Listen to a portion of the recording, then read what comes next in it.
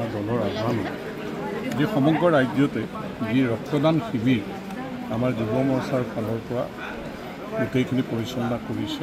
আমি নদুৱাৰটো আমাৰ এই 12 চহৰীয়া প্ৰকল্পত ৰক্তদান শিবিৰৰ যি ব্যৱস্থা কৰা হৈছে, আমাৰ অসমৰ জনতাৰ প্ৰাণৰ শিল্পী জুবিন গাৰ্গ, তেওঁ অসম সম্পদ, জুবিনবিহীন প্ৰথম তেওঁৰ জন্মদিন, 53তম জন্মদিন। এই উপলক্ষে আমি তেওঁলৈ ৰক্তৰে শ্ৰদ্ধাঞ্জলি জনোৱাৰ যি ব্যৱস্থা আজিৰ দিনটোত কৰিছে, সকলোৱে সঁহাৰি আগবঢ়াইছে। নদুৱাৰটো আমি সকলোৱে মিলি যুৱ মৰ্চাৰ আহ্বানত একগোট হৈছে ৰক্তদান কৰিবৰ কাৰণে।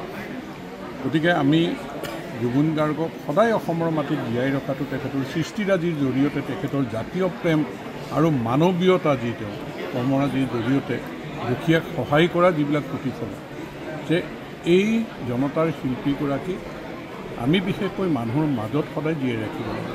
নতুন প্ৰজন্মক এই শিল্পীগৰাকীৰ বিষয়ে আমি সদায় জনাই থাকিব লাগিব।